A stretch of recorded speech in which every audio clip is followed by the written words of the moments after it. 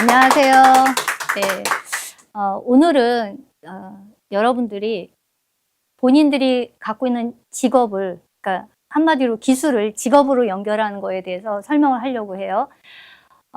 우선 취업 관련된 거에 대한 설명을 드릴 건데, 이 취업 관련된 것도 범위가 넓죠.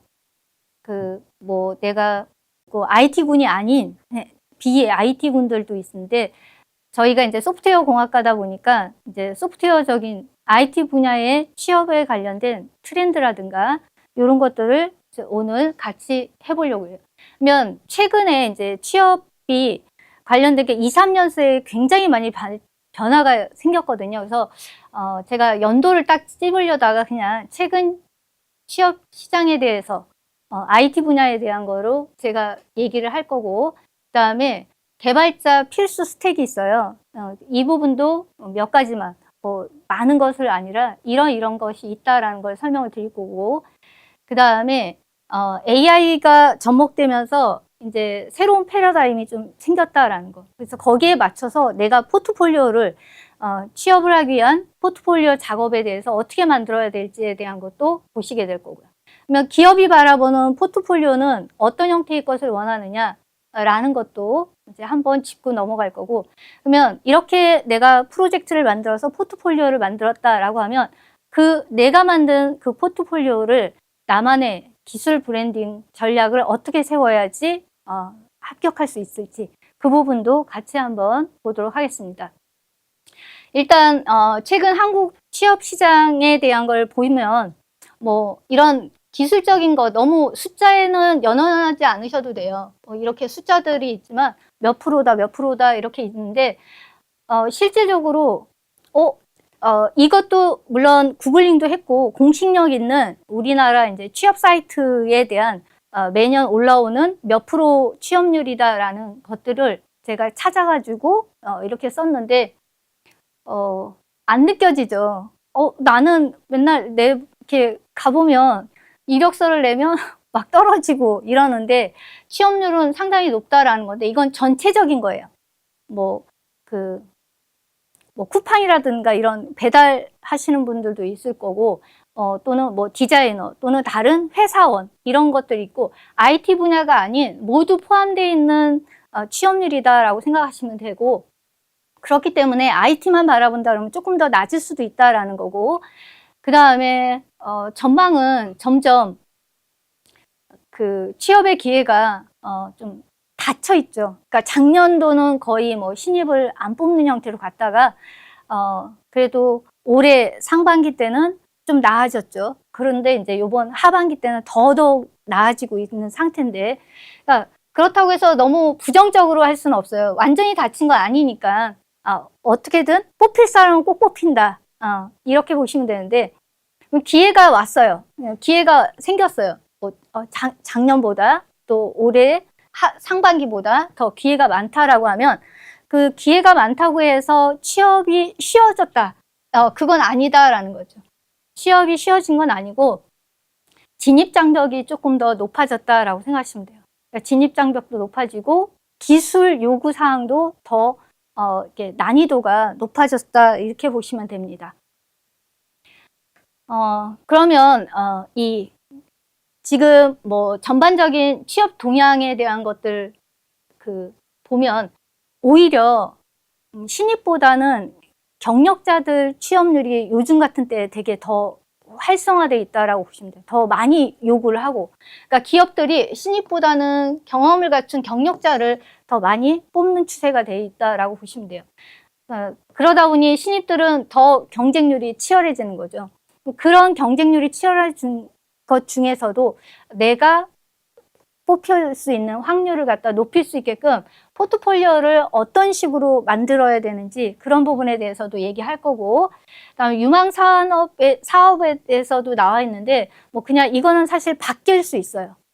또 조금 몇 달만 지나도 또 조금씩 바뀌고 막 이러는데, IT가 유망 사업으로 이렇게 제가 검색을 하고 그 공신력 있는 사이트에 정부에서 내놓은 보고서라든가 이런 걸 다 봤을 때 들어가 있긴 한데, 최근에 제가 스펙업반이라고 해서 실전반을 하나 했거든요. 이 친구들이 나는 부트캠프를 또는 컴퓨터 컴공을 졸업했는데 포트폴리오도 만들고 이랬는데 왜 내가 취업이 좀 잘 안 될까라고 하다 보니 그러면 포트폴리오를 취업이 안 되는 기간에 차라리 다른 데 가서 하나를 더 배워서 포트폴리오를 하나를 더 만들자 이러면서 부트캠프를 뭐 2군데 다녀보고 막 이랬는데도 안 되니까 그 실전반이라고 해서 그 친구들을 모아서 그러니까 딱 팀 구성되는 순간부터 그 친구들은 그냥 바로 작업을 해야 되는 팀이었거든요. 근데 지방에 있는 학생 중에 하나, 그러니까 그 반을 운영하면서 제가 인터뷰들을 하다 보니 컴공인데도 동료들, 자기 친구들은 전공을 살려서 개발 직군으로 가지 않으려고 한다. 뭐 이렇게 얘기를 하더라고요. 그러니까 그만큼 물론 이유들이 많겠죠. 자기가 조금 부족할 수도 있고 아니면 뭐 GPT가 나오니까 개발자는 이제 뭐 죽었다 이렇게 생각할 수도 있는데 그렇진 않고 그래도 아직까지는 개발 직군이 건재하다, 필요하다 이렇게 생각하실 수 있다라는 거죠. 그리고 기업마다 이제 뭐가 되냐면 디지털 전환이 가속화되고 있다라는 거죠. 뭐 데이터라든가 갖고 있는 데이터라든가 이런 걸 디지털로 전환하는 시대가 왔다라고 보시면 되고요. 그 다음에 그 유망 직업들이 있는데 IT군과 비IT군에 대한 건데 이것도 조금씩 바뀌어요. 개발 쪽도 사실 유행을 따라갑니다. 항상 뭐 패션계나 뭐 이런 그런 쪽에만 유행을 따라가는 게 아니라 이 IT 쪽에도 개발 쪽에도 유행을 따라간다라고 보시면 돼요. 뭐 프론트단 같은 경우에도 예전에 뭐 JSP 서블릿이었다라고 하면 지금은 뭐 리액트라든가 뷰라든가 이런 걸로 이제 변환이 되고 있는 상태니까 그때그때 좀 바뀌어가고 있는 추세다라고 보시면 되고요. 그리고 이제 개발 전망 같은 경우에는 인공지능이 아무래도 계속 추세가 강세를 지금 보이고 있고 그다음에 인프라 쪽도 요즘 계속 부각이 되고 있죠. 그러니까 개발자 한 명한테 예전에는 코딩만 할 수 있었으면 개발이었으면 했다라고 하면 이제는 코딩만이 아니라 이제 어떤 문제를 해결하고 그 다음에 실무적인 형태인 배포까지 인프라 구축하는 것까지 다 그런 것까지 요구하는 시대가 앞전에 말했듯이 신입한테 요구하는 그 기준이 점점 높아지고 있다라고 생각하시면 돼요. 그리고 제가 또 가르쳐 보니 우리 친구들 후배님들이 수준들이 정말 그 정도까지 가도 될 정도로 되게 높다라고 판단이 되더라고요. 그래서 본인들이 이제 작은 프로젝트에서부터 좀 규모가 있게 실전에 맞는 프로젝트들을 만드는 형태로 이제 이동을 하고 그다음에 학습을 인프라 쪽이나 배포까지 할 수 있는 실력까지 갖추기를 원하고 있습니다. 그러면 이제 개발자로 성공하기 위해서는 뭐가 필요하냐라고 하면 일단 기술 스택을 강화시켜야 돼요. 네. 신입이다 보니 물론 경력자들은 하나의 언어뿐만 아니라 여러 개의 언어를 쓰게 되죠. 저 같은 경우도 이제 뭐 하나의 언어가 아니라 여러 개를 쓰는데 신입들한테는 하나의 언어 익혀서 뭐 포트폴리오 만드는 것도 힘들다라고 볼 수 있는데 주력 언어를 하나를 잡으시고 주력 언어를 갖다가 본인들이 이제 잡아요. 내가 자바다라고 하면 자바, 파이썬이다라고 하면 파이썬이라는 주력 언어를 갖고 있고 그 다음에 그걸 가지고 이제 나중에 조금씩 확장을 시키는 형태로 가시는 게 좋겠고 그 다음에 포트폴리오를 준비하셔야 되죠. 이 포트폴리오는 프로젝트 경험을 갖다가 내가 기업에다가 보여줄 수 있는 형태로 포트폴리오가 있다라는 거는 내가 프로젝트를 경험했다라고 알려줄 수 있는 거기 때문에 해당하는 포트폴리오도 잘 정리해서 만들어 주시면 되는데 바로 이것도 요즘은 그냥 나 이런 기술 써서 이렇게 만들었어 라는 게 아니라 어떻게 만들어야 되는지를 제가 이제 뒷부분에 다시 한번 설명을 드릴 거고 그 다음에 이제 깃허브 이제 뭐 이거 적극 활용해서 그 리드미에다가 문서화 작업을 자기 잘 이렇게 만들었어 라는 거에 대한 이 프로젝트가 어떤 용도야 라는 단 한 줄짜리 그 문구를 만들어 주시면 돼요. 그러니까 기터브뿐만 아니라 이제 본인들한테 내가 질문을 한다라고 하면 뭐 여러분들에 대해서 한 줄로 설명을 해라. 나는 어떤 개발자다. 어떤 기술을 이용한 어떤 문제 해결이 가능한 개발자인지 그거에 대해서 한 줄로 딱 설명할 수 있다라고 하면 포트폴리오를 만들어서 준비하는 거에도 크게 어려움 없이 이 작품은 뭘 위해서 어떻게 만들었구나라고 알 수 있다라고 보시면 되고요. 그다음에 네트워킹. 하나의 어떤 커뮤니티라든가 이런 거에 뭐 소속돼 있거나 컨퍼런스에 참여해서 채용의 기회를 높일 수 있게끔 그런 기회들을 자꾸 만들어 주셔야 되는 거고요. 그 다음에 또 이제 어려운 게 그 언어 능력들이죠. 근데 후배님들 보시면 오히려 영어 실력이라든가 이런 언어 능력은 더 뛰어난 것 같아요. 그러니까 요즘 글로벌 기업들이 많고 그 다음에 그 세계 어느 지역에 대한 것도 이제 많이 파괴가 되다 보니 내가 국내에 있으면서도 물론 해외 기업들이 여기에 와 있는 것도 있겠지만 해외 기업에 내가 여기에서 어느 위치에서건 원격으로 근무도 가능할 수 있기 때문에 이런 준비를 하시면 국내 시장뿐만 아니라 해외 시장까지도 내가 취업의 기회를 만들 수 있다라고 보시면 되고요.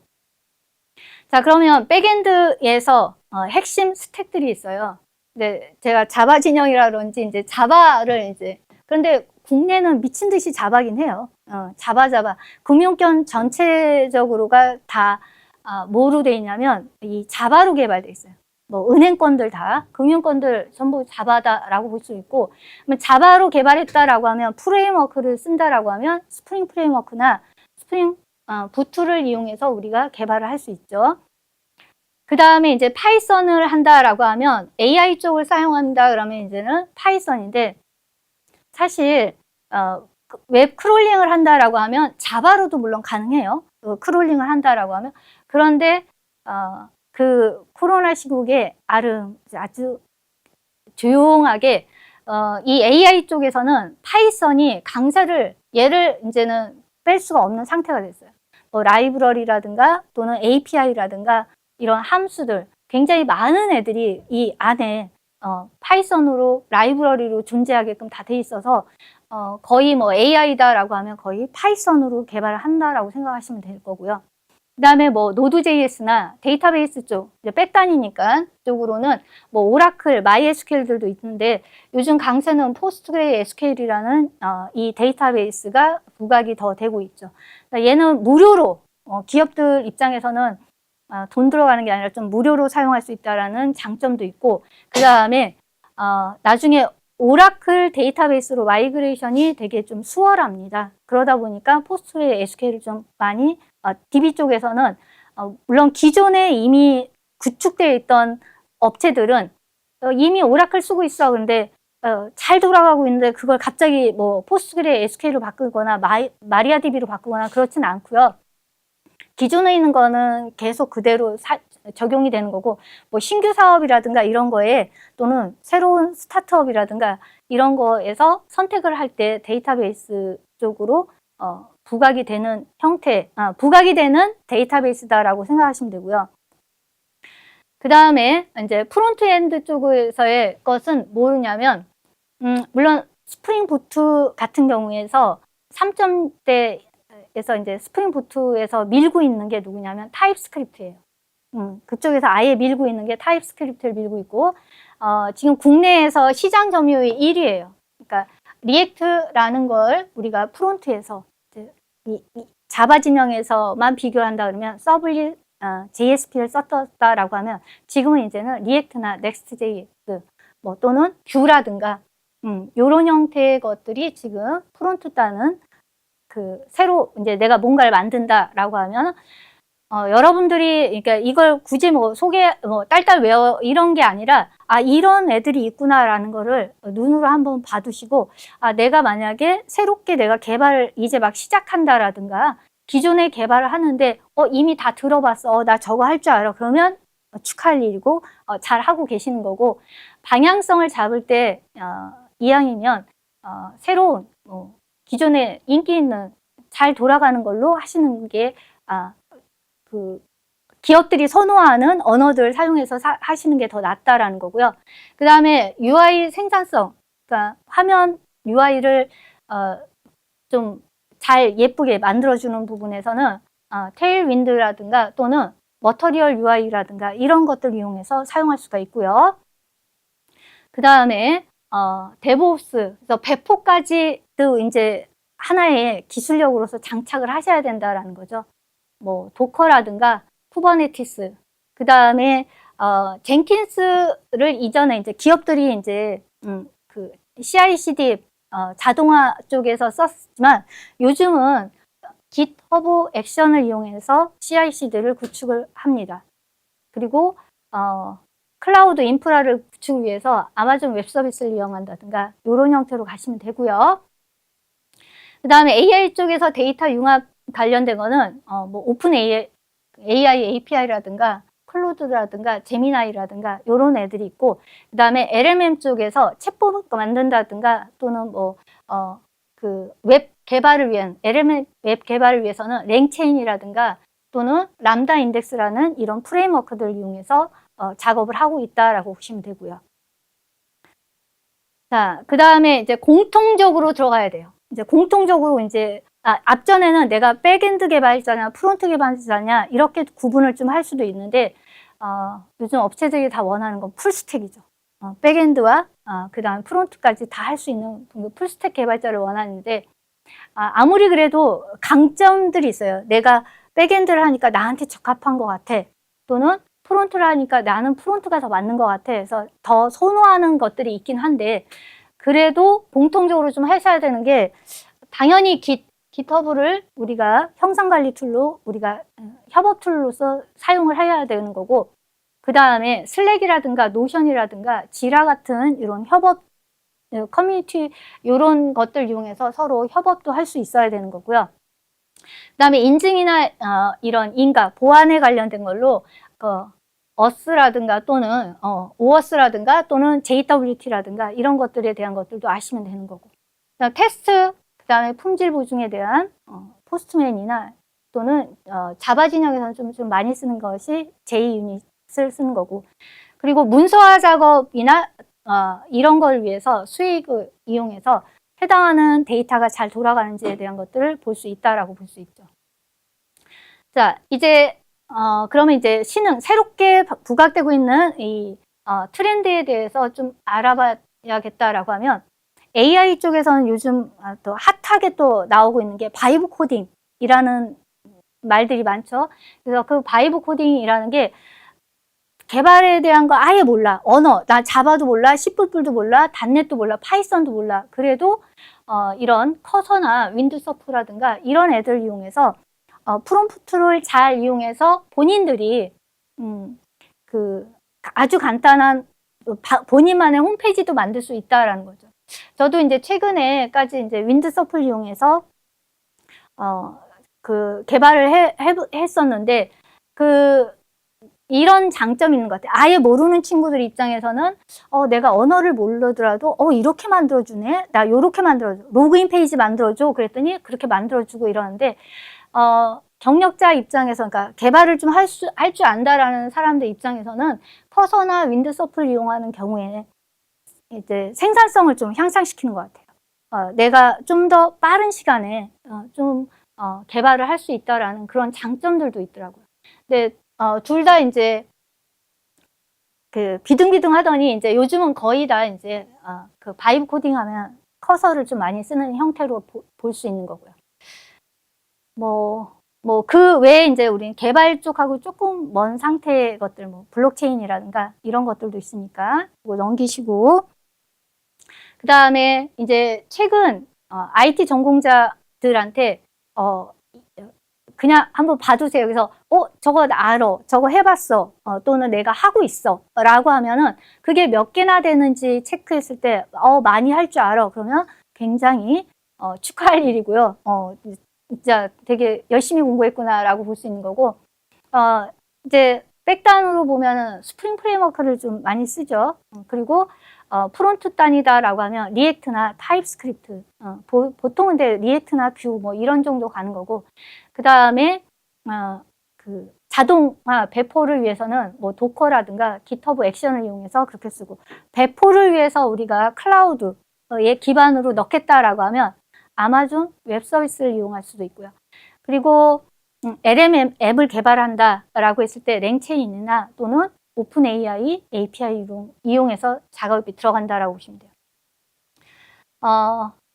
뭐 당연히 깃이나 깃허브 같은 경우는 개인이 협업만이 아니라도 자기가 만든 뭐 포트폴리오 또는 코드들을 올려놓을 수 있는 곳이다라고 보시면 되고, 그다음에 문서에 관련된 거 스웨이그, 그다음에 테스트 기반으로 포스트 CRUD를 구현한다는 포스트맨 같은 경우를 이용해서 할 수가 있는 거고요.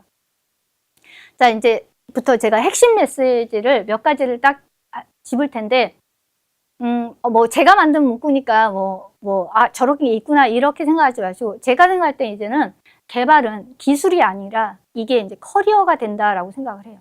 그러니까 내가 어떤 기술을 가지고 있고, 자바면 자바, 파이썬이면 파이썬, 이런 어떤 기술을 가지고 그 개발 기술이 나중에는 나에게 커리어가 되는 커리어 언어다라고 얘기할 수가 있고요.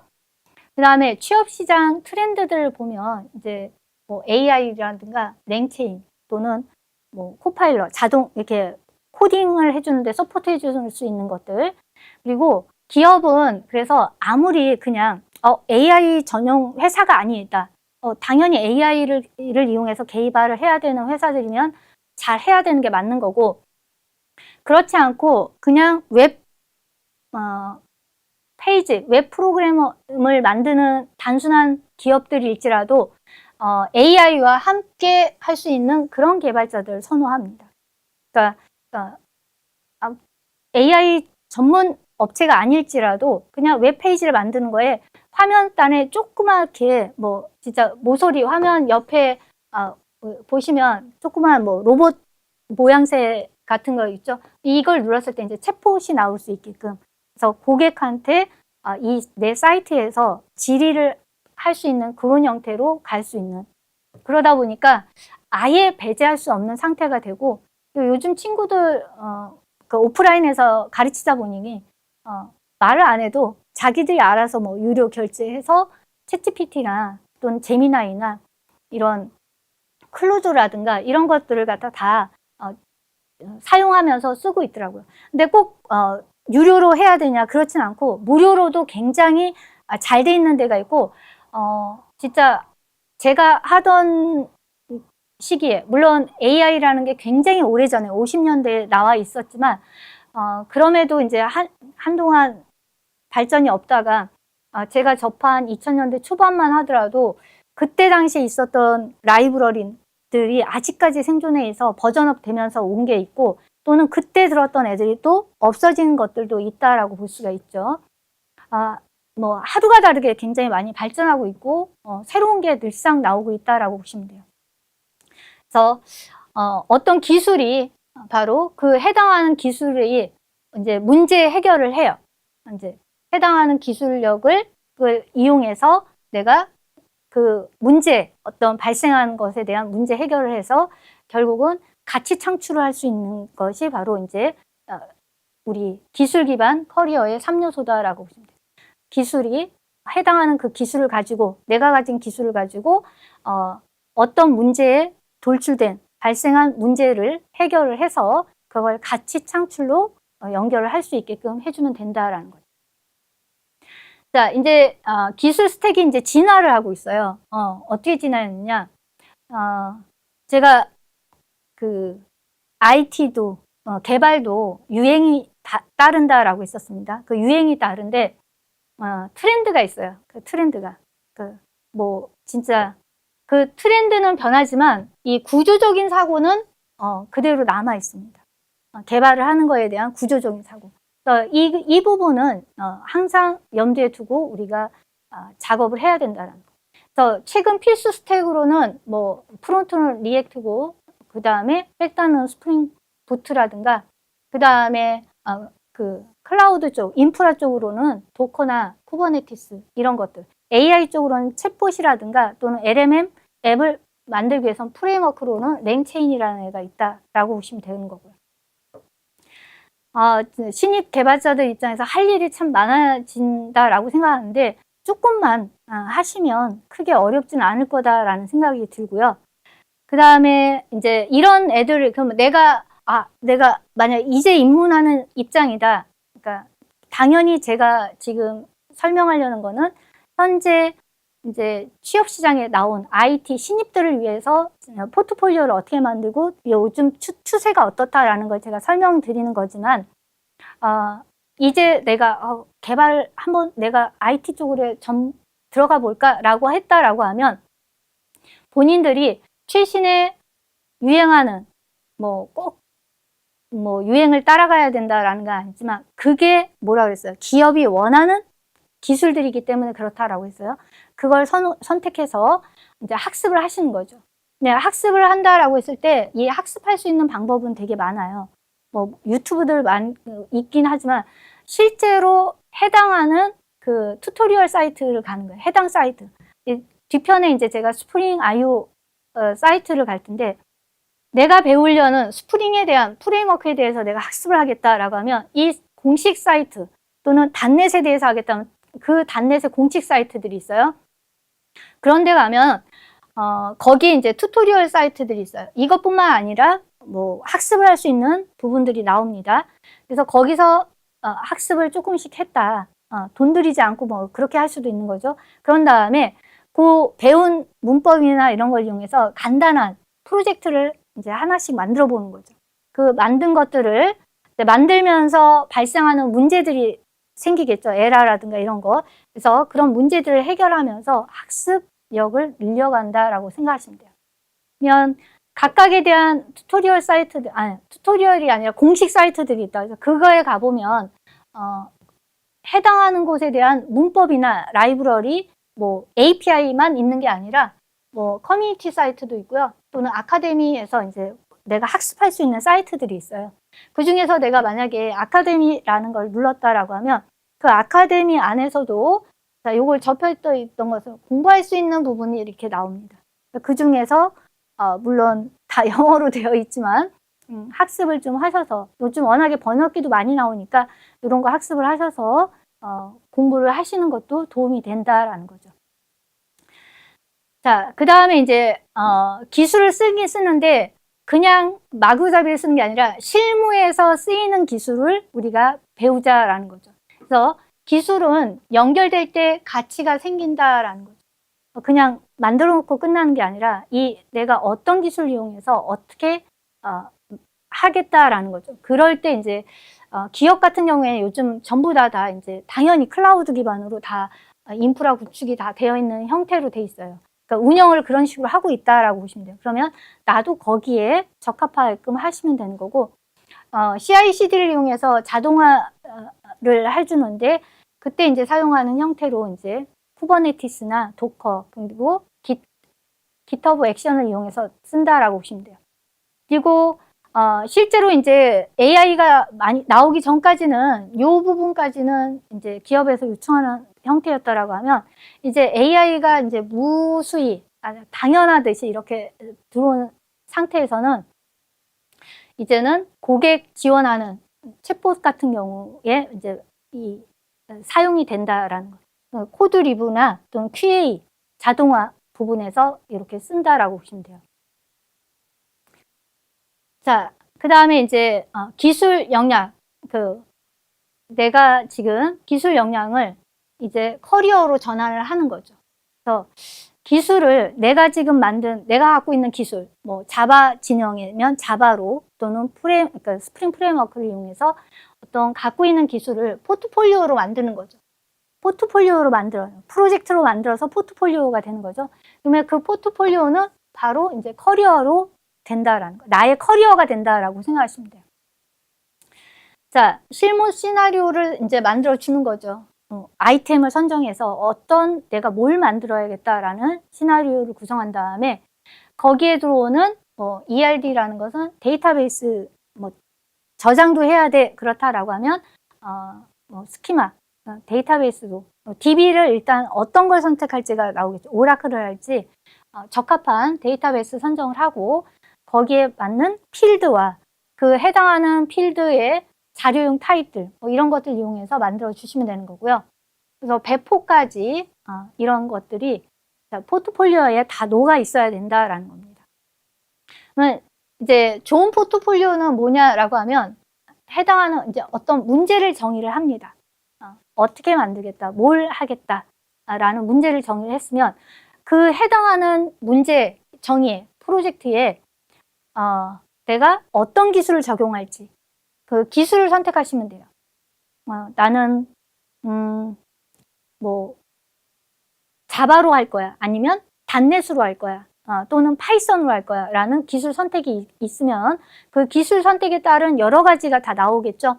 뭐 데이터베이스도 뭘로 할 거고 그 다음에 프론트도 뭘로 할 거고 그런 기술적인 선택이 다 이루어진 다음에 그 다음에 이제 우리는 반복적인 형태가 바로 구현 단계죠. 구현을 계속하면서 구현하고 에러 발생한 거 다 개선하고 그러면서 최종적으로 우리가 만들 수 있다라는 거.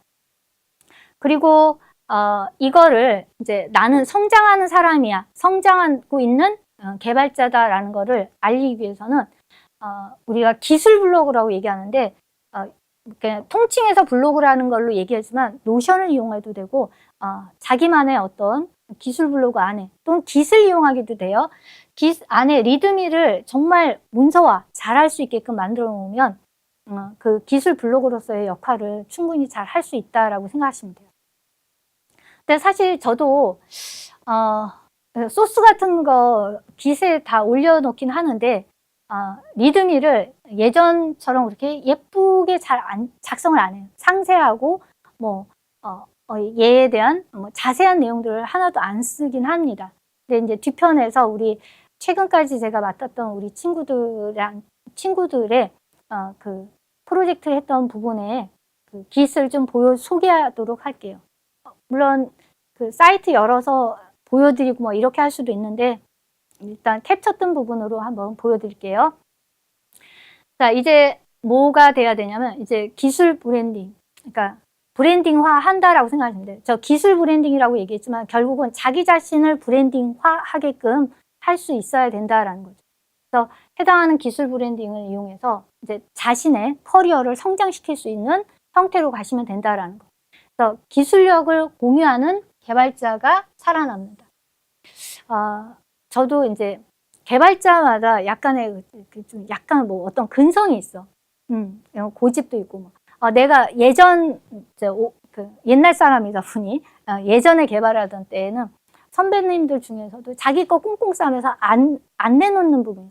그러니까 기술 지식을 내가 이걸 어떻게 알아냈는데 그 후배들이 막 삽질하고 있고 고생하고 있으면 이렇게 한번 해결해봐 이렇게 해주면 되는데 그걸 공유를 안 하죠. 제가 치고 올라올까 봐 이러는데 요즘은 또 그렇지는 않죠. 근데 이런 기술력을 공유하는 시대가 그런 분들이 더 살아남는다라는 거고 기술 블로그를 굉장히 잘 활용해서 그분들이 진짜 지금 뭐 스카웃돼서 뭐 대기업이든 어떤 기업이든 스카웃돼서 지금까지도 잘 건재하게 잘 살아계신 분들이 있는데 그 업체에서 자신의 그 성장을 갖다 하는 그런 형태로 이런 블로그를 잘 활용한 케이스가 있다라고 하면 요즘은 텍스트로 뿐만 아니라 텍스트가 아니라 요즘은 영상으로 하죠. 유튜브로 이제 자기들의 기술력을 갖다가 영상으로 찍어서 남겨서 뭐 계속 이제 노출을 시켜서 이 사람의 그 인지도를 높이는 거죠.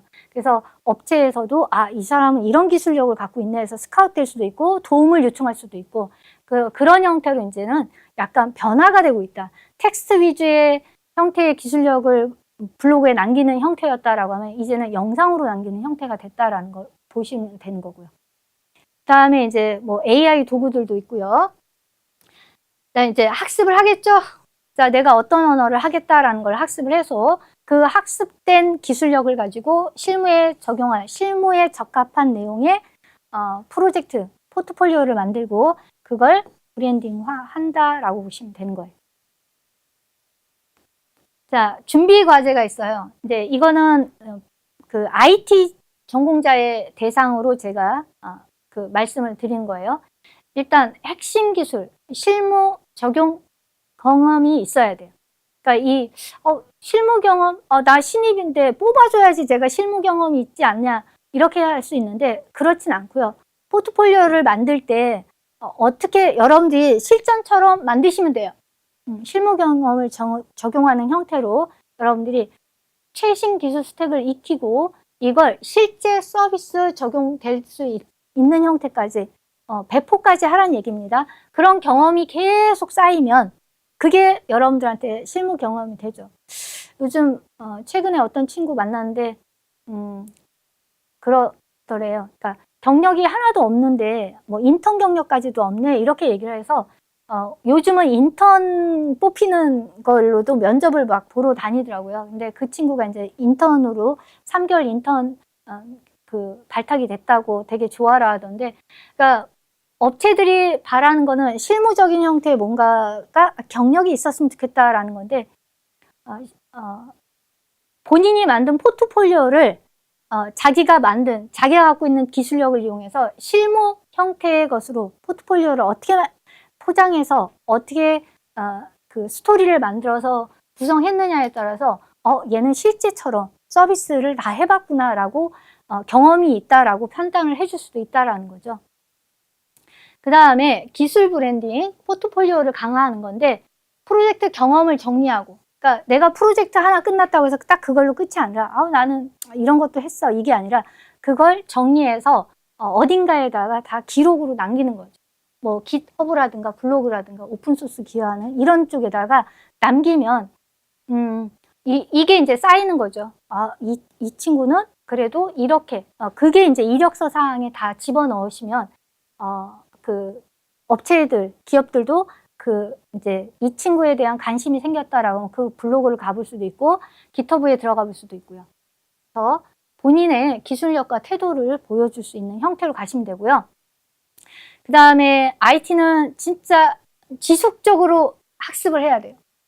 저도 공부하는 거 정말 지겨운데 책상 앞을 언제 떠나 막 맨날 이러는데 이제 오프라인에서 이제 학생들 만났을 때 제가 OT 때 이런 얘기를 해요. 어떤 얘기를 하냐면 여러분들은 이제 개발자의 길로 들어섰다. 이제 개발자가 되기 위해서 이제 습득하는 하나의 언어를 선택해서 그게 이제 자바가 될 수 있으니까 그 언어를 선택해서 차근차근 개발자로 이제 성장을 할 수 있는 기회다라고 얘기를 하는데 그 대신에 이제 또 이런 얘기도 해요. 그 개발자를 선택해서 이제 개발자로 들어서는데 사실은 개발자는 신에게 버림받은 자들이 선택하는 직업이다 라고 얘기를 하죠. 그러면 이제 이 친구들이 막 이렇게 안 좋아하죠. 신에게 버림받은 자들이 선택하는 직업이다 라고 하니까 왜냐하면 끊임없이 계속 공부해야 돼요. 하나 익혀놓으면 아시겠지만 뭔가 새로운 게 또 나오죠. 늘상 뭔가 새로운 게 또 나와. 그리고 하나의 언어, 내가 자바만 가지고도 자바는 그러면 그 나온 거에서 계속 버전업이 계속 되잖아요. 뭔가 새롭게 계속 발전하고 있고 새로운 게 끊임없이 나오고 있기 때문에 그래서 제가 이제 친구들한테 우스갯소리로 개발자의 직업을 선택한 거는 이제 신에게 버림받은 자들이 선택한 직업이다 이렇게 얘기하는데 대신에 또 위로를 또 주죠. 어떤 위로를 주냐면 늘상 학습해야 되고 머리 써야 되기 때문에 치매는 안 걸린다. 이러면서 또 위로를 주긴 합니다. 그래서 이런 학습하는 걸 갖다 싫어라 한다. 그러면 사실 힘든 다른 길을 가는 게 더 나을 것 같고 그리고 변화무쌍해요. 변화가 막 새로운 게 늘상 나오니까 이거에 유연한 자세를 또 가지셔야 돼요.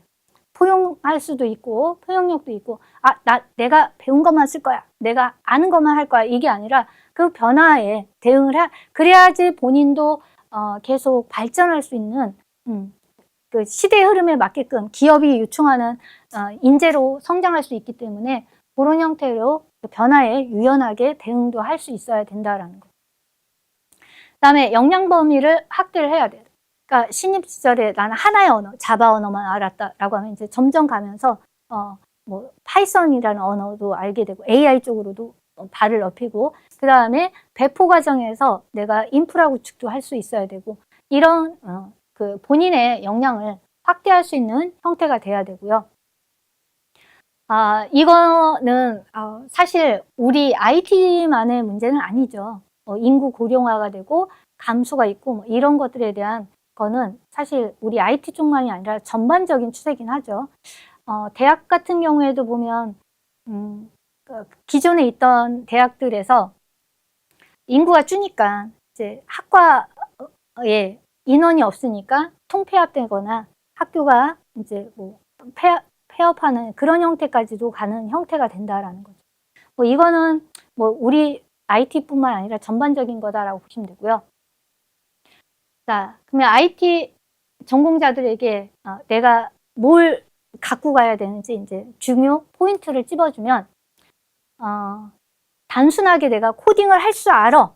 이거에서 벗어나서 뭐 예전 같으면 코딩 할 줄 안다? 코딩 이제는 당연하다라는 게 됐는데 코딩을 할 수 있다라는 선에서 넘어서서 어떤 문제가 주어졌을 때 해당하는 그 문제에서 그 문제를 가지고 그걸 내가 적용한 기술력을 이용해서 해결할 수 있는 역량이 필요하다라는 거죠. 그러니까 주어진 문제가 있어요. 그 문제를 발굴해요. 물론 아이템이 될 수도 있죠. 나 이걸 어떻게 개발할지에 대한 그걸 내가 갖고 있는 기술력, 프론트는 리액트로 하겠다. 그 다음에 백단은 스프링 프레임워크로 하겠다. 뭐 이런 식으로 그런 기술력들을 이용해서 문제를 해결하는 그런 역량을 키워야 된다라는 거죠. 아무래도 이제 기술 스택이 많죠. 앞에서 이제 소개했던 기술 스택들이 굉장히 많은데 그 많은 기술 스택 중에서 내가 이 아이템, 내가 지금 만들려는 포트폴리오 프로젝트에서 왜 이 기술을 써야 됐는가에 대한 거를 설명할 수 있어야 돼. 난 자바를 썼어야 돼. 그러면 왜 자바를 썼어야 되는지에 대한 설명이 가능해야 된다라는 거. 근데 이 기술을 적용하는 거에는 파이썬이 필요해. 그러면 왜 그게 필요한지, 왜 그 기술을 써야 하는지에 대한 걸 설명이 있어야 된다라는 거고요. 그 다음에 예, 그렇죠. 이거는 뗄래야 뗄 수 없는 그냥 IT인들은 늘상 변한다. 그리고 그 변화무쌍한 거에 나는 빨리 적응을 해야 된다. 이런 거는 그래야지 내 커리어를 계속 유지할 수 있고 내 기술력이 죽지 않고 계속 새로운 신기술에 기존에 있는 기술에 신기술까지 더해지면서 갈 수 있다라고 보시면 돼요. 자, 이번에는 그러면 기업이 원하는 포트폴리오를 어떻게 만들어야 되는가에 대한 거를 보면 사실은 뭐 AI가 나오기 전까지는 굳이 이런 뭐 AI라는 말 없이도 그냥 일단 자동화 시키는 거에 대한 거는 항상 사실 개발자들은 반복적인 걸 되게 싫어하거든요. 반복적인 걸 최소화시킬 수 있는 그런 것들을 하기 위해서 나온 건데 당연히 기업에서는 이 친구의 포트폴리오에 뭐가 녹아 있는지를 좀 알고 싶어 하겠죠. 실무형 문제 해결 능력이 있는지. 그러니까 어떤 문제를 그 문제를 정의해서 그 문제를 해결하기 위한 그런 해결 능력이 있는지라든가 그 다음에 그 다양한 내가 알고 있는 뭐 잡다한 기술을 다 적용하는 게 아니라 이 문제에서 지금 이 기술이 필요한 거, 그 기술 스택에 대한 일관성이 있어야 된다. 예를 들어서 이제 리액트나 스프링 부트를 이용해서 내가 사용한다라고 하면 실무에 통합된 그런 형태의 기술 스택을 발휘를 하셔야 되는 거고요. 그리고 뭐 모바일이나 앱 개발했던 시절에는 혼자서도 물론 돼요. 지금도 물론 그럴 수 있지만 그 규모에 따라서 혼자 개발할 수도 있지만 저희 IT 쪽에서 개발은 항상 협업이에요. 혼자 하지 않고 여럿이 합니다. 그렇기 때문에 저 협업을 위해서 그리고 또 그 버전업을 위해서 이런 역량을 관리를 하셔야 돼요. 그때 우리가 지라나 또는 슬랙이라든가 노션 뭐 이런 것들을 위해서 협업을 잘 하고 있는지 협업 기술, 소통 이런 것들이 굉장히 중요해요. 개발자가 꽉 막혀 있거나 막 소통이 잘 안 되거나 막 이러면 안 되죠. 그리고 이 사람이 만든 거, 내가 로그인 페이지를 만들었다면 로그인 페이지를 만들어서 그 다음 사람한테 넘겨줘야 되는, 예를 들면 또는 딴 사람이 회원가입 페이지를 만들어서 나한테 주면 나는 거기에 로그인 페이지를 덧붙여서 넣는다든가, 또는 어떤 친구는, 어떤 팀원은 뭐 게시판을 만든다든가, 그러니까 이런 모든 것들이 다 합쳐져 가지고 우리가 그 하나의 프로젝트가 만들어지는 건데, 이런 협업 능력도 중요한 필수 덕목이다라고 보시면 되고요. 요즘은 이제 배포, 너 배포 해봤어? 해봤어요. 라든가, 이런 것들. 물론, 그 오프라인에서 했으면 팀이 4명에서 5명이다. 라고 하면, 너무 많다라고 하면 4명에서 6명까지 간다라고 했을 때, 아무래도 각자 맡은 역할들이 있어요. 너는 뭐 만들어 하는데, 그 중에서도 이제 인프라 쪽이 강한 친구들은 이제 배포 관련된 거를 이제 구축을 한다라고 하더라도, 그거에, 그 친구한테만 물론 빨리 만들어야 되니까 그 잘하는 친구한테 집중적으로 해놨겠지만, 반드시 저는 마지막에는, 리뷰까지 하라라고 해요. 각 팀원들이 자기가 맡은 거는 다 잘해. 근데 그 맡은 것뿐만 아니라 전체적인 흐름을 안다라고 하면 자기가 맡아서 만든 거에 대한 거를 각 팀원들한테 설명을 해라. 하드코디까지는 바라지 않고, 나는 이렇게 만들었어 라는 흐름 설명을 해라 라고 알려주죠. 그래서 그 중에서도 배포를 담당했던 친구들한테는 그 팀원들한테 어떤 식으로 했는지에 대한 거를 잘 알려줘라, 이렇게 얘기를 하거든요. 그래서 실제 이제 서비스 형태로 이제 작동할 수 있게끔 해주는 거고, 그리고 기술 문서화를 만들기를 또 합니다. 근데 워낙에 잘해요. 요즘 친구들 워낙에 잘해.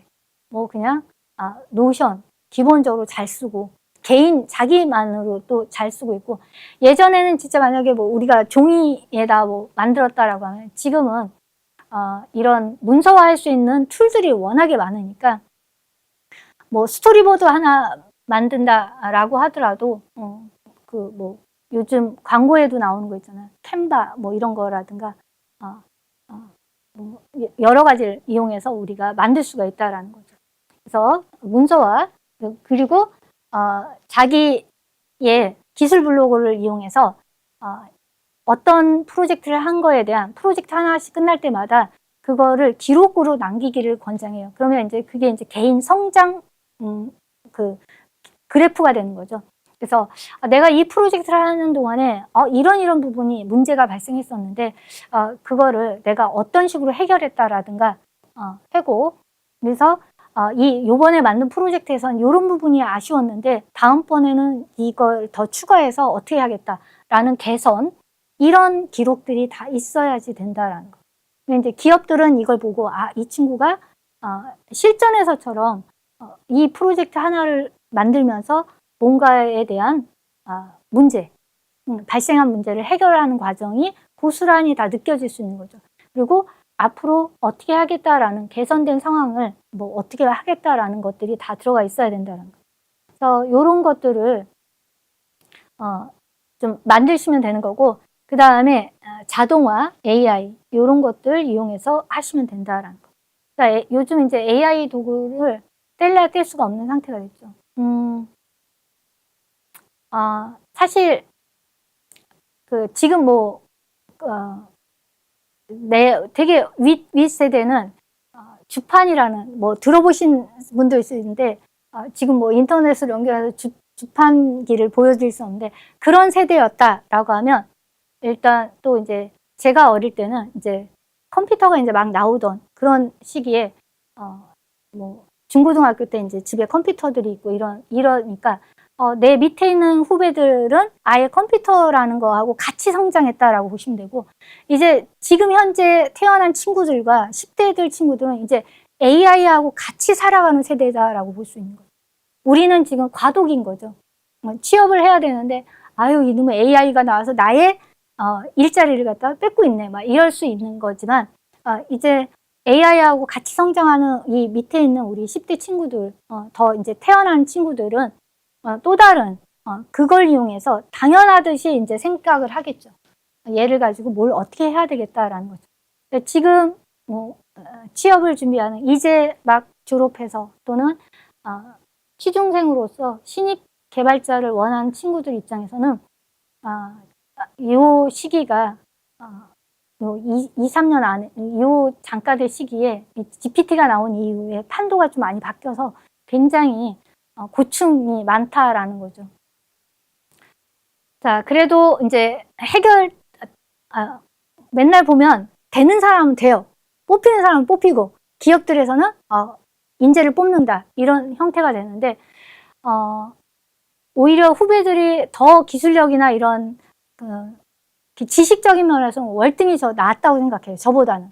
근데 그런 친구들이 시대를 조금 어려운 난국에 만나서 조금 문이 좁아졌다라는 거지만 그래도 자기 자리는 있다라는 생각을 하시고 열심히 어떻게 꾸며서 내가 기업이 만족할 수 있는 인재가 될 수 있을 생각을 한번 해보시는 것도 좋겠다라는 거고, 그 다음에 이제 프로젝트를 제가 이제 진행을 할 때 최소 이제 짧게는 이제 6개월에서 3개월 정도 걸리는 그 기간 안에 이제 프로젝트를 한 3번에서 최대 이제 4번까지를 하거든요.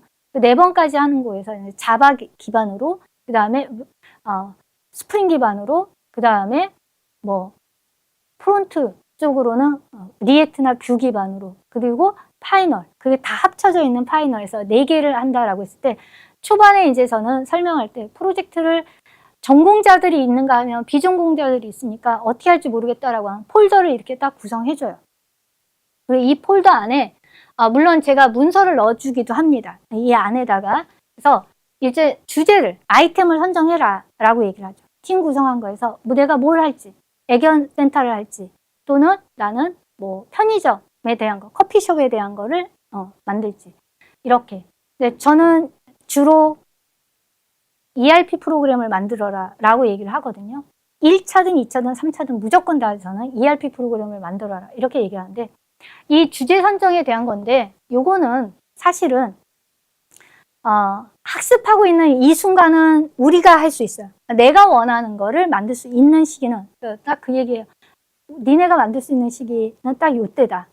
어차피 현장 가면은 다 클라이언트들이 요구하는 것만 만드는 상태가 될 거다. 클라이언트들이 이런 거 만들어주세요, 저런 거 만들어주세요. 그럼 그거를 갖고 이제 우리는 만들어야 되는 거죠. 그래서 이제는 네가 만들고 싶은 거, 내가 이렇게 이런 걸 만들고 싶어 라는 거에 대한 주제 선정은 요 시기다라는 건데, 우리가 해야 되는 학습하는 기간 동안이니까 이렇게 얘기를 하는 거고, 실제로 현장에서는 클라이언트의 요구에 맞춰서 우리는 해주는 거고, 그러면 그 클라이언트들이 요구한다 라고 했을 때 그 요구사항 명세서가 나와야 되겠죠. 어떤 걸 원해요, 이런 걸 원해요, 막 이렇게 해야 되면 그거에 대한 명세서가 있어야 되고요. 그리고 나면 요구사항이 다 취합이 된 상태에서는, 그러면 뭐 게시판은 언제까지, 요거는 어떻게, 로그인 페이지는 어떻게 하고, 메인 페이지는 어떻게 하고, 뭐 이런 형태로 몇 장의 페이지가 나올지, 데이터베이스는 어떻게 할지, 일정 관리를 하는 거죠. 사실 일정 관리도 무한정 주지는 않죠.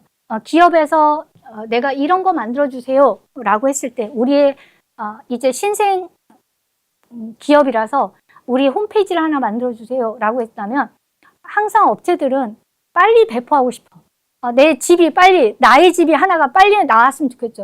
근데 이제 개발하는 입장에서는 좀 테스트도 거쳐야 되고, 이런저런 뭐 여러 가지 일정 조율해야 되고, 이러다 보니까 일정을 점점 막 길게 딜레이 하려고 그러죠. 그래서 그러면 이 일정이 이제 그들이 원하는 언제까지 해주세요 라는 게 이제 됐다라고 하면, 거기에 맞춰서 요구사항 정의 다 된 거를 분배를 해서 개발이 들어가야 되는 거죠. 근데 일정 관리도 언제까지는 우리 이렇게 하자. 그래서 언제까지는 테스트까지 끝나고, 그 다음에 요쯤에 됐을 때는 배포까지 완료가 되게끔 하자. 이런 것들이 나와야 되는 거고요. 그리고 데이터베이스, 대부분이 DB 모델링부터 보통 들어가요.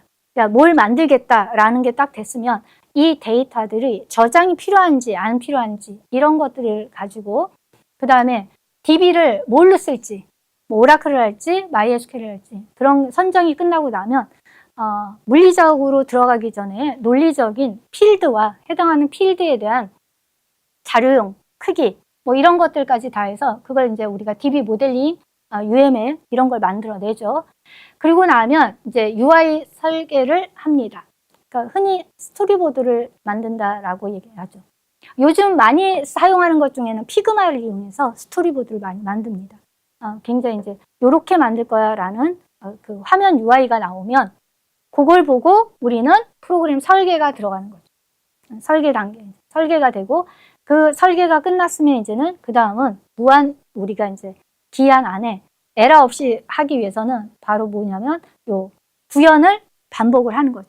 구현하고 다시 문제가 있으면 에러 잡고 계속 구현하고 이렇게 하고 이게 다 끝나고 나면 최종적으로 우리가 테스트를 합니다.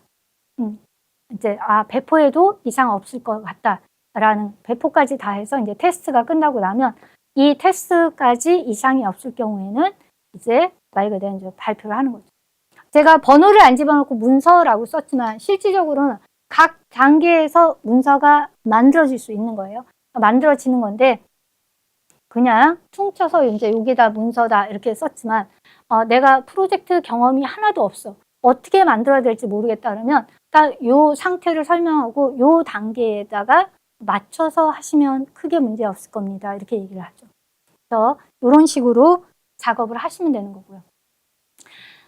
최근에 끝난 반에 우리 오프라인에서 만난 친구들의 몇 개 팀이 있었는데 그 중에서 그 몇 개 팀의 것들 다 보여줄 수는 없어서 포트폴리오 예시를 갖다가 간단하게 보여드릴게요. 그러니까 이것도 몇 장이 되는 그 친구들이 만든 발표할 때 써있던 문서 중에서 이제 필요한 부분, 이런 건 필수적으로 있어야 돼라는 것들에 대한 시스템 아키텍처, 그 중에서도 인증 관련된 내가 로그인했을 때 이 사람이 회원인지 아닌지 뭐 이런 거에 인증 관련된 시스템 아키텍처에 대한 것들을 이렇게 구현을 해놨고요.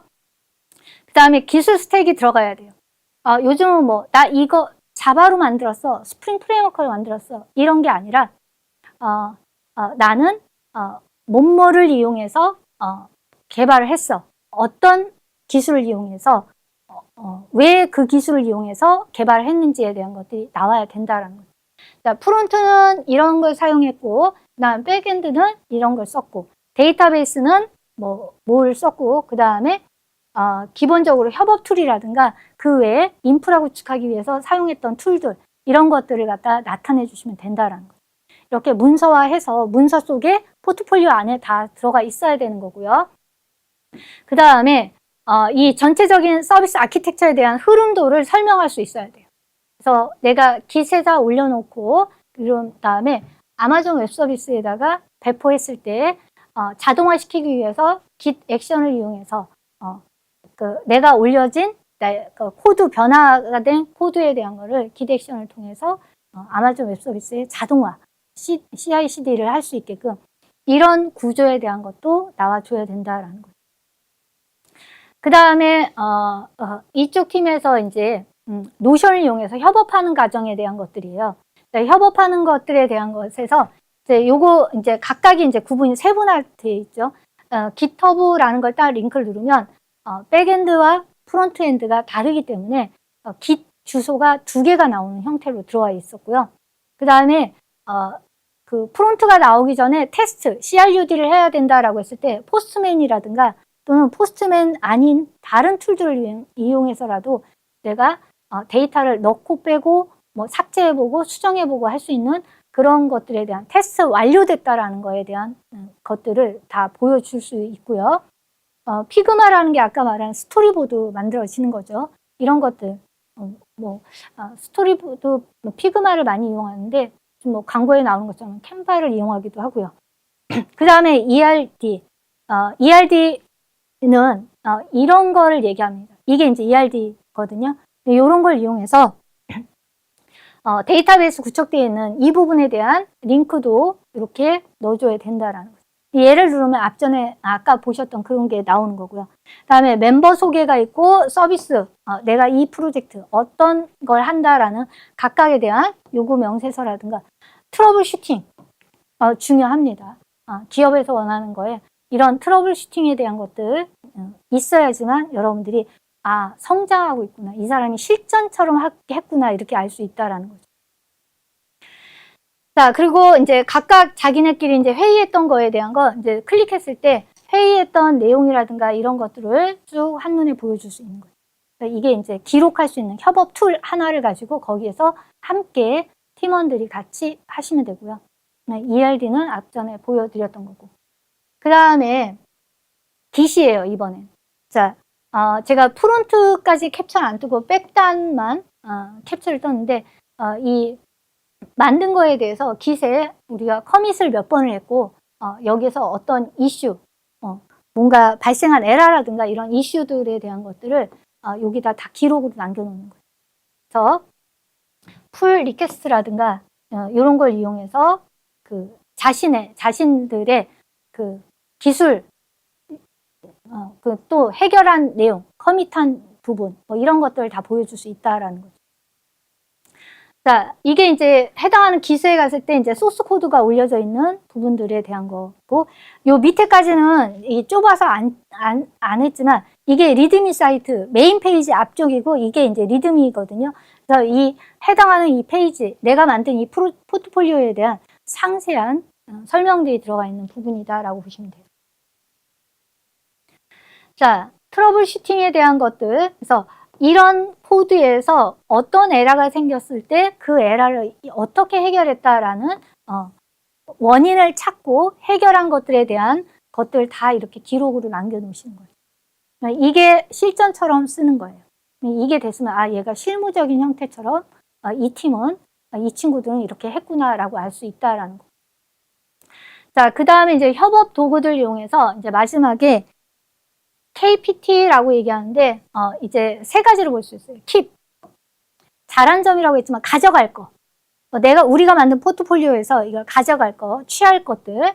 그 다음에 프로블럼, 문제점. 그래서 어떤 문제가 생겼었다. 그런 문제점이 있었는데 그 문제를 이제 어떻게 해결할 거다. 라든가 이런 것들 개선 방향을 제시를 해줘야 된다. 그걸 우리가 KPT 회고록이다라고 했는데 요즘 이제 회고와 그 회고를 통해서 뭐 해야 되냐, 개선까지 우리가 돼야 된다라는 거죠. 자, 이렇게 보시면 되고요. 그거에 대한 것들 이렇게 나타내는 거죠. 회고한 거에 대한 예제가 나오고, 네, 각 팀원들별로 만들 수도 있는 거죠. 그러니까 팀원들별로 이제 뭐 색깔로 나타낼 수 있고, 자기가 맡았던 파트에서 이제 이런 문제가 발생했었는데, 이거는 내가 지금 현재는 배포 빨리 해야 되는 기간이라서 여기까지 완성된 여기까지만 하지만 나중에 좀 더 개선하면 더 나을 것 같다라고 하면 그 부분에 대한 설명도 있어야 된다라는 거고, 그 다음에 팀원 역할 분담에 대한 게 들어가야 돼요. 네, 이제 정보 보호를 위해서 제가 각 팀원들의 얼굴과 그다음 이름을 제가 좀 이렇게 했지만 포트폴리오 만드는 거에 그 많은 장수 안에서도 반드시 있어야 되는 것들만 몇 가지 찝은 거죠. 그래서 나는 뭘 했고 이 팀원은 뭘 했고 이런 식으로 역할 분담에 대한 것들이 반드시 이렇게 들어가 있어야 된다라는 거죠. 자, 그 다음에 이제 정리를 한번 해보도록 할게요. 그러면 이제 나만의 기술 브랜딩을 이제 만들어야 되는데 그럼 어떻게 하느냐? 그러면 그 기술 브랜딩이다라는 건 이게 뭐 어디 공식적인 이름으로 있는 건 아니고 제가 이제 쓰는 말인데 말 그대로 이제 내가 갖고 있는 기술력을 브랜딩화 시킨다는 거죠. 그러니까 나라는 사람을 또 이제 뭐 메이커화 시켜서 뭐 나를 상품의 가치를 높이는 이런 형태처럼 내가 가진 기술을 그렇게 브랜딩화 하겠다는 얘기예요. 기술 실력은 계속 성장시켜야 되는 거고요. 문제 해결한 해당하는 기술력을 가지고 문제 해결했던 것들에 대한 걸 스토리로 만드는 거죠. 그래서 본인만의 방향성을 제시하는 거죠. 이런 해당하는 기술, 그게 바로 나중에 본인의 커리어가 된다라고 생각하시면 돼요. 무엇을 할 수 있는가? 어떤 기술을 내가 할 수 있는지, 어떤 자바로 할 수 있다, 스프링 프레임워크를 할 수 있다, 리액트를 할 수 있다, 이런 거.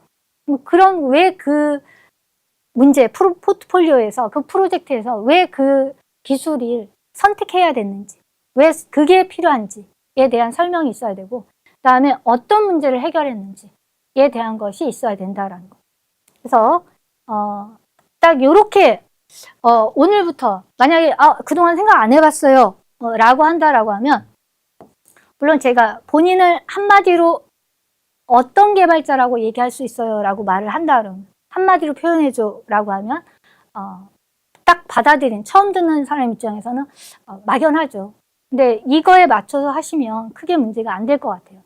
나는 어떤 기술 스택을 써서 어떤 분야에서 또는 AI 서비스 분야에서 이런 식으로 그래서 어떤 문제를 해결한 어떤 방식이라고 돼 있지만 그거는 역할이 될 수도 있는 거예요. 좀 전에 얘기했듯이 이제 뒷장에 이제 이런 식으로 썼어요. 나는 AI 기반 자동화 시스템으로 업무 효율 문제를 해결하는 백엔드 개발자이다. 그러니까 당신은 지금 뭐 하세요? 라고 했을 때 저 개발자예요. 그 막연하죠. 범위가 너무 넓어. 그 개발자라는 범위가 너무 넓죠. 근데 그걸 구체화시켜서 나의 분야와 나의 가치, 내가 어떤 걸 하는지에 대한 걸 구체화시켜서 얘기합니다. 나는 리액트와 스프링 부트로 사용성을 개선하는 웹 서비스를 만드는 풀스택 개발자입니다. 라는 이런 식으로 한 문장으로 자기를 어필할 수 있는 그런 형태로 만들어 주시면 되는 거죠. 그게 이제 안 되면 요런 이렇게 가로 안에 지금부터 자기 자신을 여기에 채워 넣게끔 해서 나는 이런 사람이야, 이런 개발자야 라는 거를 한마디로 표현해서 나타낼 수 있었으면 한다라는 거죠. 그래서 그냥 포괄적으로 일반적인 형태로 저 개발자입니다가 아니라 어떤 일을 하는, 무엇을 어떤 기술을 이용해서 그 개발을 하는 그런 개발자다라는 나의 정체성, 방향성, 그걸 제시한다라고 보시면 돼요. 자, 이제 이걸 갖다 이제 나만의 기술 브랜딩 전략이다라는 거죠. 그러면 자기가 제일 잘하는, 사용할 수 있는, 나 파이썬에 강해. 본인만의 기술을 명확히 가지는 거고요. 그 다음에 그 기술을 이용해서 그 기술을 왜 선택했는지, 이 프로젝트 안에 해당하는 이 프로젝트에 왜 걔를 써야만 했는지, 그 기술이 왜 필요한지에 대한 그런 스토리를 우리가 만들어 주셔야 되는 거고요. 그 다음에는 이거를 갖다가 이제 자기만의 공간에 이렇게 정리를 예쁘게 잘 해놓으셔서 깃허브 안에 리드미에다가 채운다든가, 또는 블로그, 여기서는 그냥 블로그라는 걸로 퉁쳤지만 노션이 될 수도 있고 다른 온라인상에 어디든 여러분들이 다른 이들에게도 도움이 될 수 있는 내 기술 블로그를 보고 도움이 될 수 있는 그런 공유할 수 있는 상태까지 만들어 주시면 된다라는 거죠. 자, 그러면 이제 이렇게 생각하셔야 돼요.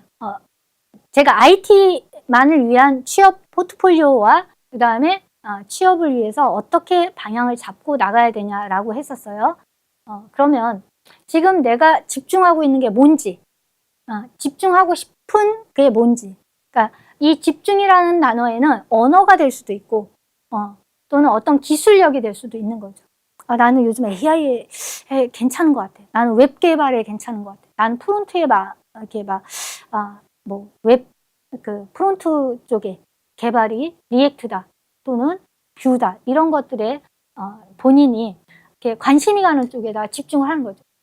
그 집중하고 싶은 방향이 어느 쪽이냐라고 이제 본인을 이제 생각을 하는 거죠. 그때 내가 난 풀스택 개발자가 적합한 것 같아. 또는 나는 백엔드 엔지니어가 적합한 것 같아. 나는 AI 서비스 개발이 적합한 것 같아. 나 관심이 가. 라고 한다라고 하면 그걸 지금은 3가지만 했지만 이 외에도 프론트 개발자가 될 수도 있는 거죠. 내가 관심이 가는 분야에 집중적으로 이제 생각을 하시면서 그걸 이제 중단기, 중장기 계획을 세우는 거죠. 당장 이제 실행 가능한 형태. 사실 당장 취업 이력서 들고 이제 밖에 나가야 되는 입장의 친구들한테는 이렇게 할 수는 없지만, 저학년 친구들, 대학생 이제 1학년 이제 막 입학했거나 2학년 친구들, 이런 친구들은 본인들이 취업할 쯤을 대비해서 어떻게 하겠다라고 생각을 해서 계획을 세우시는 거죠. 3개월 때는 어떤 언어를 하나를 마스터하겠다.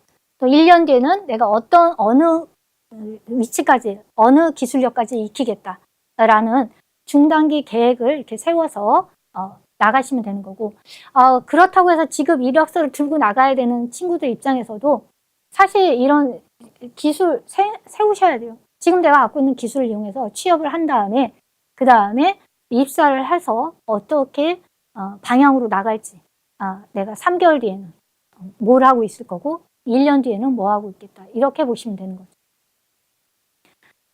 자, 그 다음에 이제 면접 준비에 대한 건데, 이거는 그냥 퉁쳐서 들어갈게요. 크게는 이제 복장, 태도, 그 다음에 기술 면접, 이렇게 좀 볼 수가 있는 건데, 이제 면접은 이런 거는 뭐 구글링 하든가 이러면 굉장히 많은 것들이, 뭐 복장이야 당연히 깔끔하게 해야 되는 거고, 태도, 나를 뽑아달라, 뭐 이런 열정과 문제 해결 중심의 자세, 뭐 그냥 단답형이 아니라 어떻게 했다라는 그런 어떤 문제가 주어져도 이렇게 떨지 않게끔 자기가 알고 있는 지식을, 모르면 모른다고 할 수도 있는 거니까요. 그런 부분에 대한 거를 준비를 하시는데, 이런 면접 준비에 관련된 것들은 사이트들이 요즘 너무도 많아졌어요. 이거 모의 면접을 테스트해주는 사이트들이 있더라고요. 이제 이게 자료들 준비하는 과정에서, 그전에도 알고는 있었는데 준비하는 과정에서 막 찾다 보니까 더 많이 있더라고요. 그 다음에 이런 기술 질문에 대해서, IT 쪽이다 보니 우리는 기술 질문에 대해서 빼놓을 수가 없죠. 물론 인성 질문도 할 수도 있지만 현장 이제 사수들이 들어와서 실제 기술 질문을 했을 때 거기에 대한 답변을 할 수 있게끔 미리미리 본인들이 준비를 하셔야 돼요. 저랑 만난 친구들은 일일 과제가 있고 개인 과제가 있고 그 다음에 팀 과제들이 있어요. 그러니까 좀 과제를 많이 내주는 편이긴 한데, 하루도 빼놓지 않고 자료 구조, 알고리즘에 대한 거를 하나의 문제 또는 그 팀 내에서도 실력 차가 있기 때문에 2개의 문제, 난이도를 결정해서 2개까지는 내가 봐주겠다. 4명이 한 팀이다라고 했을 때 하나씩 따로 문제를 만드는 게 아니라 하나의 문제를 가지고 4명이서 푸는 거죠. 그런데 각각의 자기들이 푸는 것들에 대한 거를 일일 과제로 매번 문서화시켜서 저한테 보내야 됐던 거거든요. 그래서 알고리즘이나 자료 구조에 대한 거, 물론 이런 코딩 테스트를 보는 업체들이 있고, 아예 입사할 때 그게 이제 테스트로 통과해야지만 면접 기회가 주는 데도 있고, 그렇지 않은 데가 있기도 하죠. 사실 현장 갔을 때 미친 듯이 알고리즘은 아니에요. 개발하는데. 근데 알고 있으면 주어진 문제에서 내가 빈번하게 데이터를 삽입 삭제가 있네? 또는 어떤 애는 대량의 데이터를 넣었다 뺐다 하네? 그랬을 때는 내가 대량의 데이터를 넣었다 뺐다 하는 어레이 리스트나 벡터를 이용한다 라든가, 또는 빈번하게 데이터 삽입 삭제가 빈번하다라고 하면 링크드 리스트를 사용하면 되겠네? 뭐 이런 식의 어떤 그 알고리즘적인 쓰다 보면 이제 그런 사고가 생기니까 될 수가 있고요. 그 다음에 이런 알고리즘 자료구조 문제를 풀 수 있는 플랫폼들이 굉장히 많아요. 아마 제일 유명한 게 백준이나 또는 요거 프로그래머스라는 건 굉장히 많이들 알고 있을 거예요. 이거 외에도 린트코드라는 애가 있고요. 그 다음에 해커뱅크가 있고, 그 다음에 이제 삼성에서 또 하고 있는 소프트웨어 익스퍼트 아카데미라는 데도 있어요. 그러니까 본인이 이제 하나를 딱 선택해서 난이도를 선택하셔서 차근차근 여러분들이 하루에 하나씩 한 번씩 풀어보시는 것도 괜찮다라는 거죠. 그리고 기술 면접 갔을 때 뭐 자료 구조에서 나올 수 있는 시간 복잡도니 공간 복잡도니 뭐 이런 것들도 있으니까 이런 거를 항상 준비를 많이 하면 면접관들을 만났을 때도 겁이 좀 덜 나죠. 겁이 덜 난다라는 거.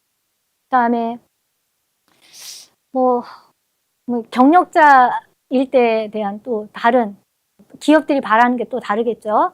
자, 근데 우리는 신입을 바라보고.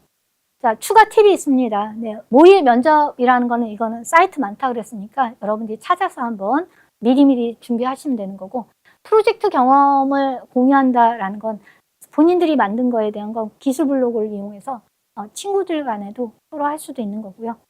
그다음에 뭐 면접 준비 많이 해라 뭐 이런 것들이고요. 사실 이 파트는 제가 넣을까 말까 이렇게 생각을 했었는데, 취업 사이트 몇 개를 넣은 거예요. 뭐 원티드라든가 잡코리아, 그 다음에 우리 이제 고용24라든가 사람인, 대표적으로 알고 있는 이런 부분들이죠. 이걸 왜 제가 넣냐라고 하면, 몇 년 전에 그 특정 이제 출판사에서 그 행사를 하나 주최했는데 개발자 한 7, 8명이 됐던 걸로 기억해요. 그분들을 초대하고 각 지역에 있는 이제 서울 시내에 있는 컴공과 대학생들을 초대해서 그 대화하는 시간이었어요. 그때 이제 저도 이제 참석을 했는데 주로 이제 남자 개발자들, 그러니까 자기들이 이제 현장에서 겪었던 그런 소소한 얘기들, 그리고 에피소드들을 갖다 이제 짤막짤막하게 얘기하면서 나중에 이제 질의응답도 받는 시간이었는데 여자 개발자가 별로 없어서 이제 저한테 질문이 좀 많이 있었는데, 그때 이제 한 여학생이 이제 질문을 하더라고요. 개발자의 수명이라 그러나요? 수명이 40에서 45살이라는데 그 이후에 그러면 뭐 하죠? 이렇게 질문을 하더라고요. 뭐 할까요? 이렇게 얘기를 하는데 그래서 제가 딱 물어봤던 게 뭐냐면 몇 학년이냐 이렇게 물어봤더니 2학년이라고. 그래서 저는 그냥 아예 첫 번부터 놀아라 그럼. 나는 그때 막 놀았던 것 같은데 벌써부터 4학년 돼서 고민할 걸 벌써부터. 요즘 후배들은 빨리 이제 자기의 취업에 대한 거를 위해서 스펙 쌓고 막 고민들을 참 많이 하더라고요. 근데 그 얘기를 했죠.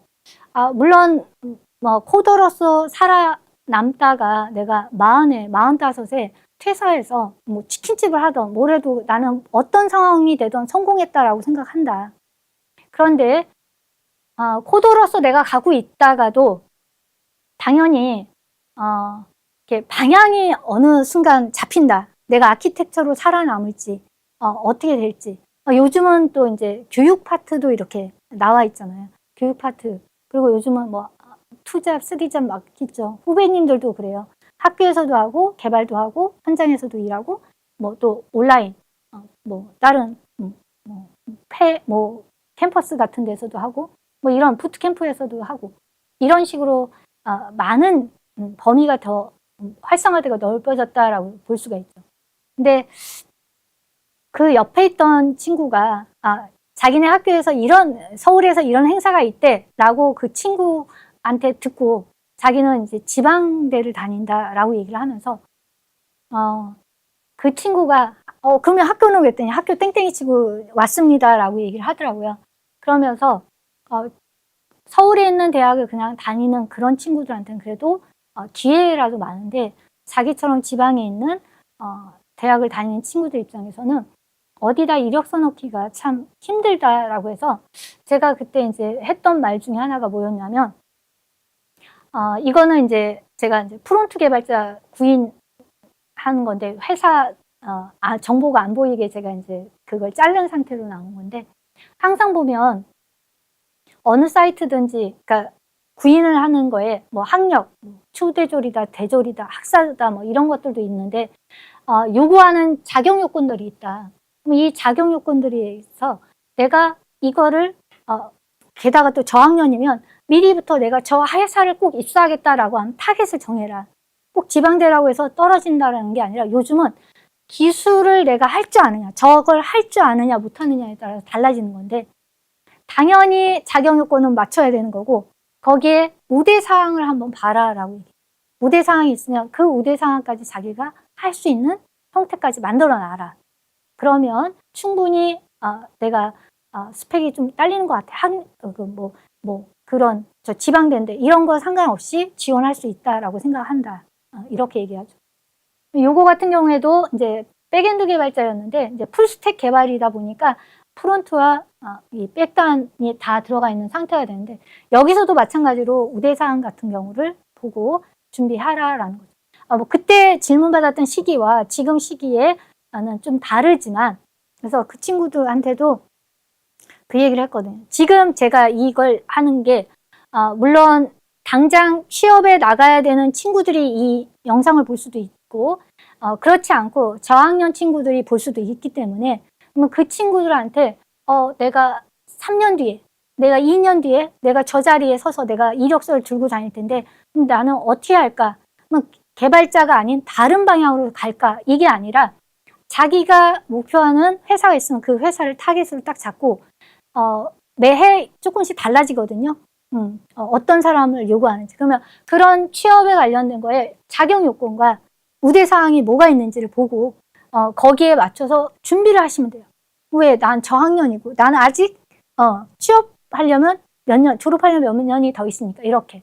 그래서 그런 친구들을 위해서도 이걸 넣을까 말까 하다가 이제 팁이라고 하나를 넣어준 거고, 그 다음에 주변에 이제 이걸 보고 있는 이미 취업해서 일하고 계시는 그 분들도, 후배들이 또는 내 동생이 내 주변에 그 어린 친구들이 이런 질문을 한다라고 하면은 개발자로 이제는 생명력이 끝난 게 아닐까요? 라고 했을 때 이런 형태로 네가 개발을 원하고 이제 적성이 맞고 개발자로 나는 하겠다라고 하면, 게다가 컴공은 왔어.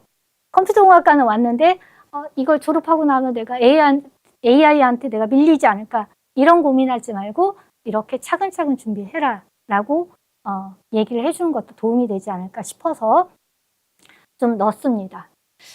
자, 그래서 이제 어떤 시대가 왔느냐라고 하면 이제 스펙 중심에서, 예전에 이제 스펙 중심에서, 요즘 이제는 코로나 때 이후로는 진짜 이제 거의 학력 위주 그런 거 다 해서 빠졌고, 네가 이걸 할 수 있느냐 없느냐로 바뀐 거죠.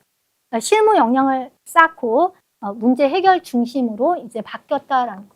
해당하는 문제가 돌출됐을 때 그 문제를 어떤 식으로 해결했는지에 대한 거. 기술보다는 문제 해결력과 협업. 진짜 그 코로나가 터지고 그 학생들 온라인으로만 수업 듣던 친구들을 만났는데, 그러니까 두 양쪽을 다 봐서 그랬죠. 그 이전 친구들도 교육을 해봤고 코로나 친구들도 교육을 해봤는데 협업 부분에서 굉장히 좀 부족함이 좀 느껴져요. 뭐 안 된다, 뭐 못한다 이게 아니라 그 협업 능력에 온라인으로만 대화하고 온라인으로 하다 보니 좀 소통하는 거에 약간씩의 문제가 좀 있더라고요. 그런 부분은 이제 끝났으니, 코로나 끝났으니 점점 나아지겠지 싶은데, 그래도 3년 동안 그 운동장 제대로 밟아보지도 못하고 집에서 온라인으로 수업했던 친구들은 요런 협업 능력도 좀 빠르게 자기가 갖출 수 있게끔 하시는 게 좋을 것 같고요. 단순히 많은 기술을 습득한다라는 것보다는 이제 신입 입장에서는 깊이 있게 하나의 언어를 좀 깊게 파고드는 거를 저는 권합니다. 그래서 하나의 언어를 제대로 파고 그 다음에 이제 주니어로서 이제 입사한 다음에 뭐 이렇게 성장을 하는 과정에서는 이제 넓게 갈 수는 있지만 처음에는 신입으로서는 이제 깊이 있게 하나의 언어를 제대로 이제 학습할 수 있게끔 하시는 게 낫다라는 거고요. 그 다음에 이제 프로젝트 하나를 만들더라도 제대로 만들라는 거죠. 말 그대로. 그 대신에 이런 거는 꼭 있어야 된다라는 거죠.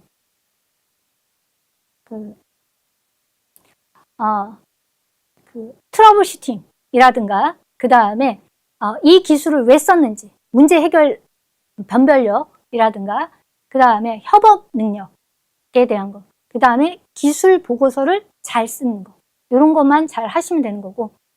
자, 이렇게 그 해결하는 문제와 목표를 제시할 수 있어야 되고,